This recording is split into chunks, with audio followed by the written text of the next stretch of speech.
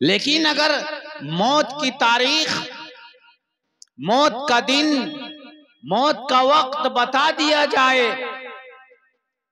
तो हमारा खाना पीना सब उठ जाएगा, हम कांटे हो जाएंगे, खाना पीना हम छोड़ देंगे, हमारी हंसी खत्म हो जाएगी, हमारी नींद उड़ जाएगी। मेरे भाइयों, बुजुर्गों, दोस्तों, जैसे अल्लाह ने मौत को छिपा कर रखा है, ऐसे ही अल्लाह ने क़यामत को भी छिपा कर रखा है। यही राज है। भाई बात समझ में आ रही है?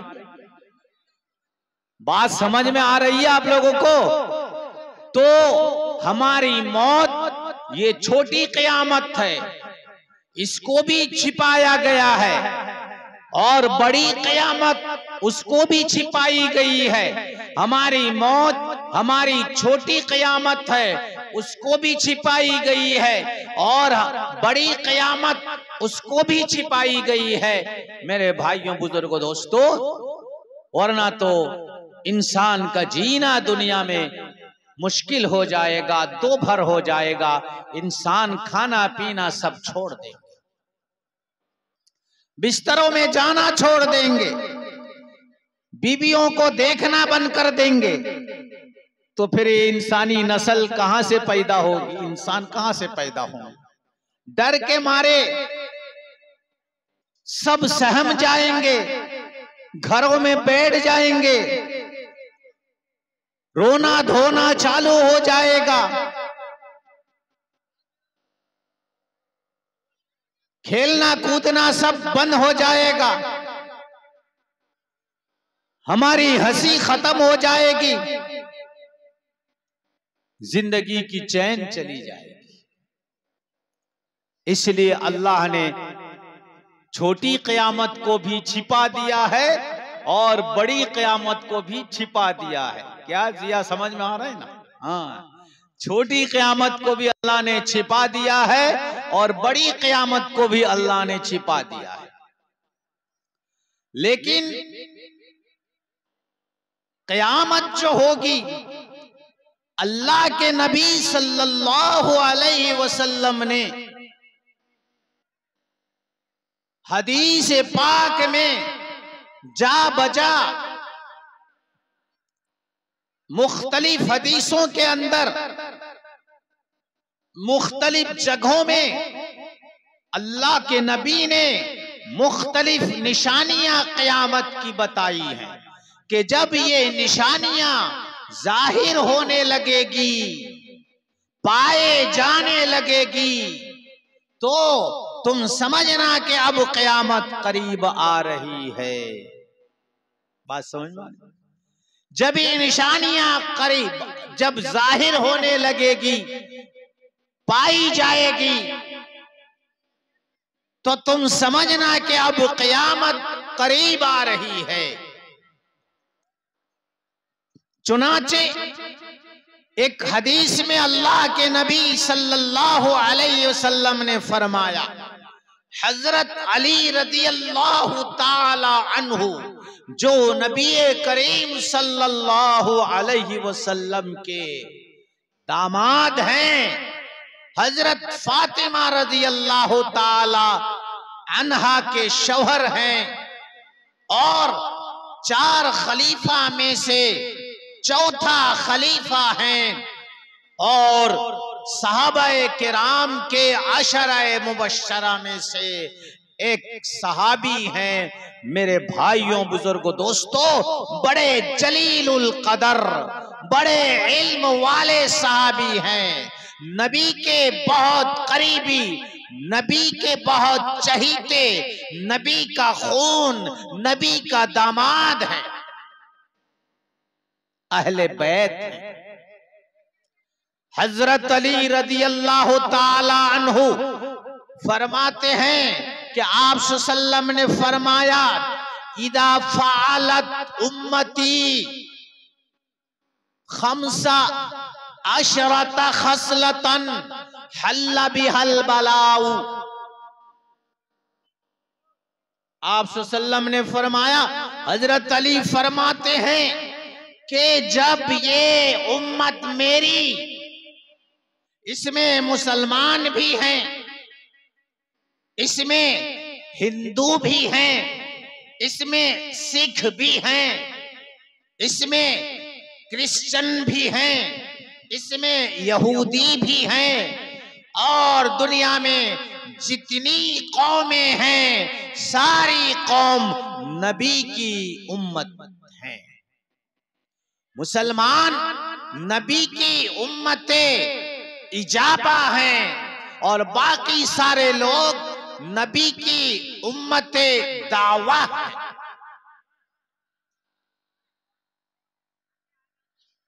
यानी नबी की दावत को कबूल करने वाले, नबी के पैगाम को कबूल करने वाले मुसलमान हैं।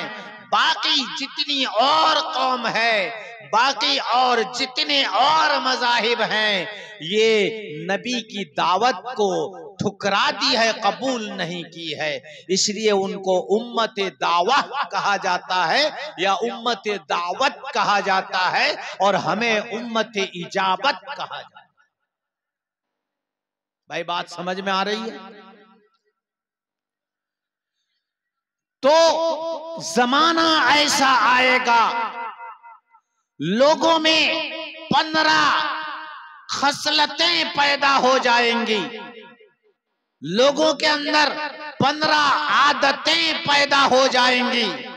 जब लोगों में तुम इन आदतों को देखो, लोगों की इन खसलतों को देखने लगो, मुशाहदा करने लगो, तो तुम समझ जाओ कि अब क़यामत करीब आ रही है।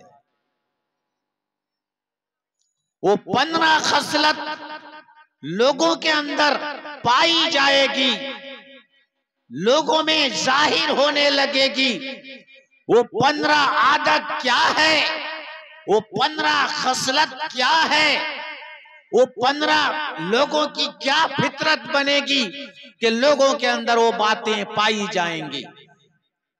15 बातें लोगों के अंदर पाई जाएंगी, उम्मत के अंदर पाई जाएंगी। और जब ये बातें उम्मत के अंदर पाई जाएंगी तो क़यामत करीब आ रही होगी, और क़यामत करीब आने की कुछ निशानी इस तरह से होगी, कुछ निशानी इस तरह से पाई जाएगी कि जब ये आदतें लोगों के अंदर पाई जाएंगी, फल यर्तक़िबू इंद ज़ालिका रीहन औ खस्फन औ मस्खन। क़यामत अभी आएगी, उससे पहले क़यामत का पेश ख़िमा, क़यामत का मुक़द्दमा जाहिर होगा, यानी तूफान ज्यादा से ज्यादा आने लगेगा। तूफान आएगा, सैलाब आएगा, और बस्ती की बस्ती को तूफान तबाह कर देगा। वो सैलाब इलाका का इलाका को धो डालेगा, शहर का शहर को बर्बाद और तबाह कर देगा, नेस्तो नाबूद कर देगा, मलियामेट कर देगा। ऐसा बड़ा बड़ा तूफान आएगा। दूसरी निशानी, जब वो आदतें पाई जाएंगी, जलजला बहुत ज्यादा होने लगेगा, भूचाल भूकंप बहुत ज्यादा होने लगेगा, और शहर का शहर भूकंप के जरिए से तबाह हो जाएगा। बड़ी बड़ी इमारतें चकनाचूर हो जाएंगी, खाक हो जाएंगी, जमीन दोज हो जाएंगी, और लाखों इंसान एक एक जलजला में मलियामेट हो जाएंगे और मर जाएंगे।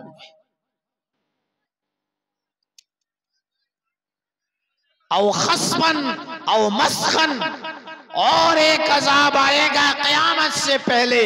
वो अजाब, ये दोनों अजाब तो आहिस्ता आहिस्ता पाया जाने लगा है, रूनुमा होने लगा है, जाहिर होने लगा है। जगह जगह जलजला की खबरें हमें आती रहती हैं, तूफान की खबरें आती रहती हैं, सैलाब की खबरें आती रहती हैं। और एक अजाब आएगा, वो ये है कि इंसान की शक्ल बंदर की शक्ल से, इंसान की शक्ल सूअर की शक्ल से बदल जाएगी।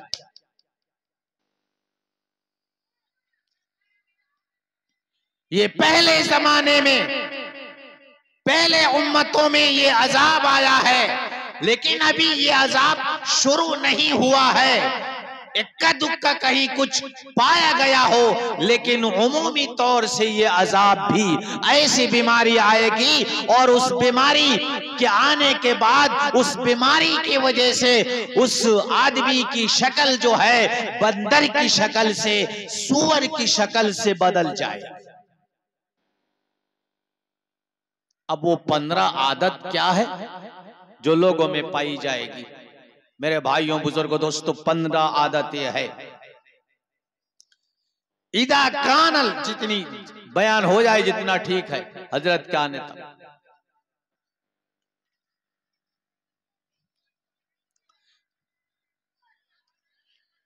वो 15 आदत ये है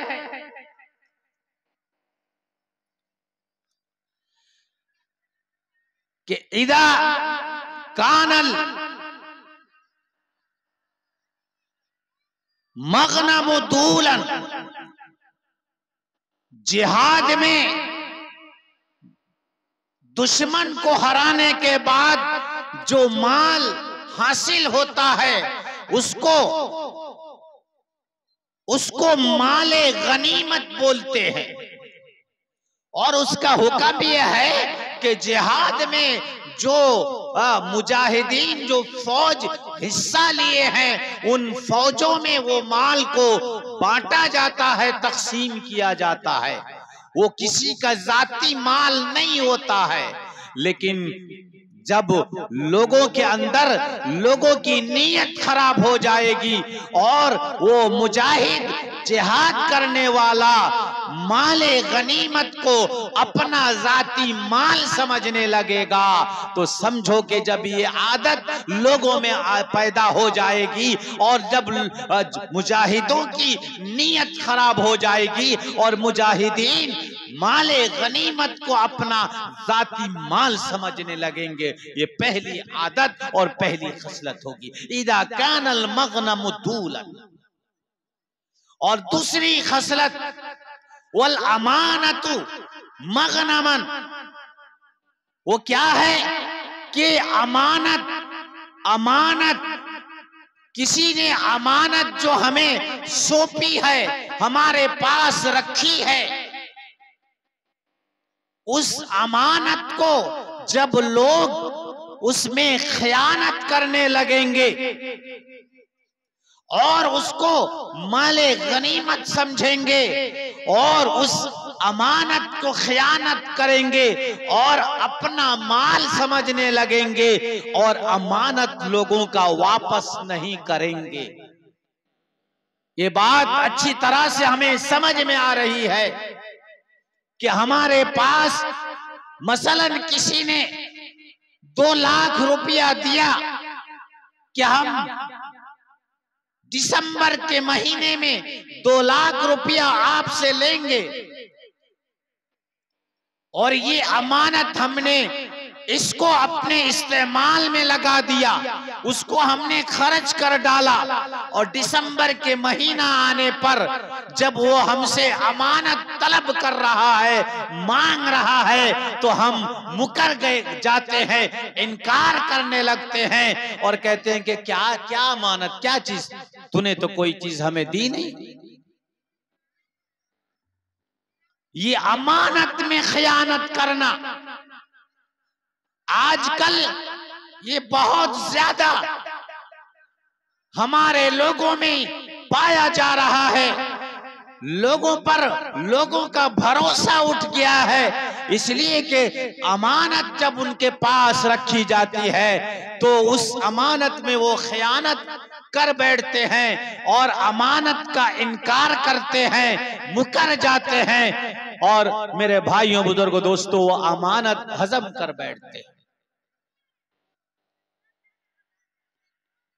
जब लोगों के अंदर ये आदत पैदा हो जाएगी, वल अमानतु मग़नमन, तीसरी आदत व ज़कातु मग़रमन, लोग जिनके पास माल है और ज़कात उस पर वाजिब हो गई है, लेकिन ज़कात देना वो पसंद नहीं करेंगे और शरीयत का इस हुक्म को ज़कात देने को दंड समझने लगेंगे, जुर्माना समझने लगेंगे मेरे भाइयों बुजुर्गों दोस्तों, और ज़कात देने से मुकर जाएंगे, इनकार कर बैठेंगे मेरे भाइयों बुजुर्गों दोस्तों, और ज़कात नहीं देंगे अपने माल का। ये ज़कात उन पर बारे गिरा महसूस होगा, भारी बोझ महसूस होगा। 1 लाख रुपये में 2,500 रुपया ज़कात है, 1 करोड़ रुपया में 2.5 लाख रुपया ज़कात है, 2 करोड़ में 5 लाख रुपया ज़कात है। मेरे भाइयों बुजुर्गों दोस्तों, 10 करोड़ रुपया पर 25 लाख रुपया ज़कात है, लेकिन जब उसको 25 लाख रुपया ज़कात में निकालना पड़ेगा तो वो कहता है ज़कात देने वाला, ये क्या हुक्म है शरीयत का, ये तो बहुत भारी हुक्म है, ये तो हम पर दंड लगा दिया गया है, ये तो हमसे टैक्स वसूल किया जा रहा है। तो इस ज़कात को वो टैक्स समझने लगेंगे, इबादत नहीं समझेंगे और ज़कात देना बंद कर देंगे, देंगे नहीं। जो आज 90% मुसलमानों के अंदर ये बात पाई जा रही है, काश हमारी कौम, काश ये उम्मत अपने माल का ज़कात निकालती तो एक भी मुसलमान में गरीब नहीं रहता। ऐसा बेरोजगार कोई मुसलमान नहीं रहता, हर मुसलमान को रोजगार मिल जाता अगर ये ज़कात देने वाले अपने माल का सही माना में पूरा हिसाब लगा कर ये ज़कात देते, लेकिन देंगे नहीं। 3 आदत। चौथी आदत यह है वह अता रजुलु ज़ौजतहु। जब तुम ये देखोगे, नौजवानों को देखोगे कि वो अपनी बीबियों की इताअत और फर्मा बरदारी करेंगे, अपनी बीबियों की बात तो सुनेंगे, अपनी बीबियों के साथ वो अच्छा सुलूक और बर्ताव करेंगे, अपनी बीबियों की ख्वाहिशात को वो पूरी करेंगे, अपनी बीबियों की जरूरियात को पूरी करेंगे, बीबी को मानेंगे और माँ को ठुकरा देंगे। व अता रजुलु ज़ौजतहु व अक्का उम्महु। माँ की नाफरमानी करेंगे, माँ के साथ गलत बर्ताव करेगा और बीबी के साथ मानने का बर्ताव करेगा, बीबी की हर बात को मान लेगा, लेकिन माँ की बात को नजरअंदाज करेगा, माँ के साथ अच्छा सुलूक नहीं करेगा। ये बात तो बिल्कुल आया है, अवेलेबल है, हर घर में ये बात पाई जाती है। इस बात की तकलीफ हर माँ को है, अपने बेटे से हर माँ को ये शिकवा और शिकायत है। अक्सर 98 और 99%। व अता रजुलु ज़ौजतहु के एक आदमी, एक जवान वो अपनी बीबी की फर्मा बरदारी करेगा, वो अक्का उम्महु और अपनी माँ की नाफरमानी करेगा।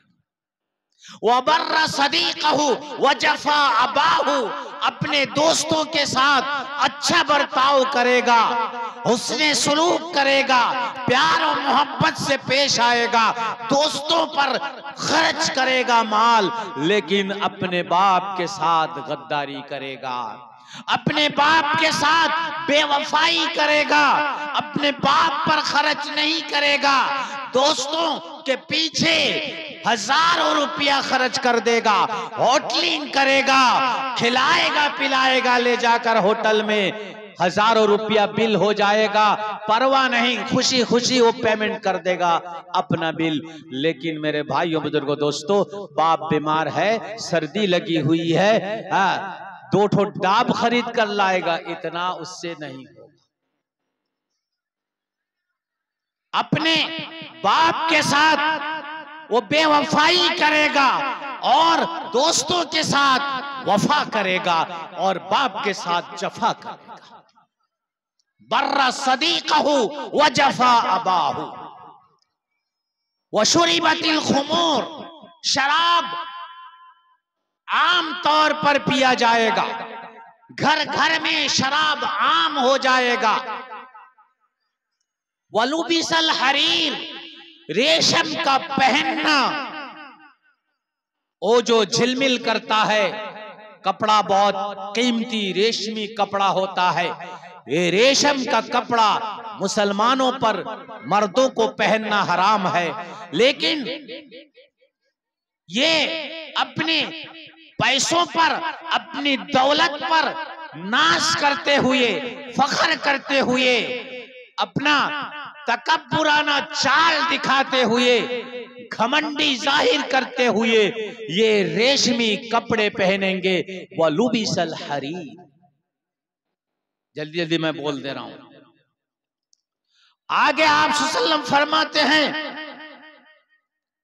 वकान ज़ईमुल कौम अरज़लहु, जब तुम देखोगे कि लोगों के जो पेशवा बने हुए हैं, लोगों के जो रहबर बने हुए हैं, लोगों के जो लीडर बने हुए हैं, ये लोगों के जो लीडर बने हुए हैं, सियासी लीडर, राजनीति लीडर बने हुए हैं, लोगों के पेशवा बने हुए हैं। वकान ज़ईमुल कौम अरज़लहुम, और कौम का जो लीडर होगा, कौम का जो रहनुमा होगा, कौम का जो पेशवा होगा, कौम का जो सियासी कायद होगा, वकान ज़ईमुल कौम अरज़लहुम, वो सबसे कौम का घटिया इंसान होगा। कोई बुराई ऐसी नहीं कि उस लीडर के अंदर ना पाई जाती हो। शराब भी पीता होगा, सूद भी खाता होगा, जुआ भी खेलता होगा, दलाली भी करता होगा और दलाली का पैसा भी खाता होगा, लोगों का माल भी हड़प करता होगा, जबरदस्ती लोगों का खून चूसता है, लोगों को परेशान करता है और लोगों से पैसा लूटता है। ऐसे लोग होंगे कौम के नेता। ये मैं नहीं बोल रहा हूं, आपको लग रहा है कि मुफ्ती साहब ये हालात देखकर ऐसा बोल रहे हैं। नहीं नहीं, ला हौला वला, ये तो आप सल्लल्लाहु अलैहि वसल्लम की हदीस में बोल रहा हूं। वकान ज़ईमुल कौम अरज़लहु, कौम का नेता, कौम का सबसे बदतरीन और घटिया इंसान हो, सारी बुराइयां उसके अंदर होगी। वो शराबखोर भी होगा, वो ज़िनाकार भी होगा, सब होगा। नाम में शरीफ होगा, काम में एक चोर और डकैत होगा, एक लुटेरा होगा, एक गुंडा होगा। वकान ज़ईमुल कौम अरज़लहुम, पूछ लो उलमाए किराम से इन अल्फाज के क्या माना है।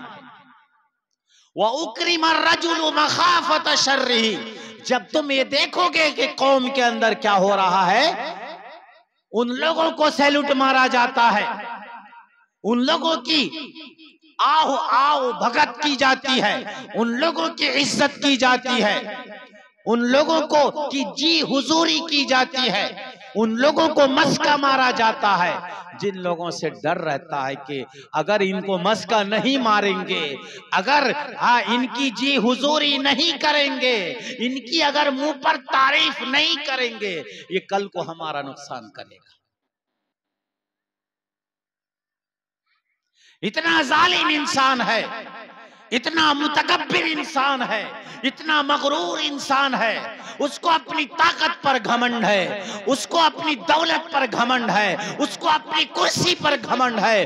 और मेरे भाइयों बुजुर्गों दोस्तों, इसलिए लोगों को सताता रहता है, परेशान करता रहता है। लिहाजा अगर उसकी तारीफ नहीं करेंगे, मस्का नहीं मारेंगे, अगर उसके सामने सैल्यूट नहीं करेंगे, जी हुजूरी नहीं करेंगे, कुर्सी अगर नहीं छोड़ेंगे, तो कल को मुझे परेशान करेगा, वो मौलवियों को भी नहीं छोड़ेगा। वह उकरिमा रजुलु मखाफत शर्रिही, किसी इंसान का इकराम इसलिए किया जाएगा, इज्जत इसलिए की जाएगी ताकि उसके शर से बचा जाए, उसकी ईजा रसानी से बचा जाए। वो जो तकलीफ पहुंचाएगा उससे बचा जाए। एक उर्दू के कुछ टर्म ऐसे हैं कि आप लोगों को समझने में दिक्कत है। वह उकरिम रजुलु मखाफत शर्रिही, आगे उत्तुखिदत अलकैनात वल मआजिफ, एक वक्त आएगा, जमाना आएगा, लोगों के अंदर नाचने गाने का शौक बहुत ज्यादा बढ़ जाएगा, खेलकूद का शौक बहुत बढ़ जाएगा, छिनाल औरतों को नचाने का शौक बढ़ जाएगा, छिनाल औरतों को, फाहिशा औरतों को, गंदी औरतों को, महज इसलिए कि वो सेलिब्रिटी है, महज इसलिए कि वो गायिका है, गाने वाली है, गुलकार है, महज इसलिए कि वो हीरोइन है, अदाकारा है, और अखलाक के एतबार से वो गंदी होगी, फाहिशा होगी।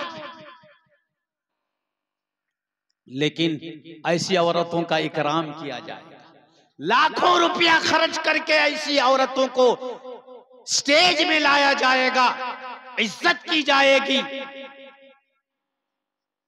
वो इज्जत कभी किसी आलिम को नहीं की जाती है, जो इज्जत उनसे उनकी की जाएगी।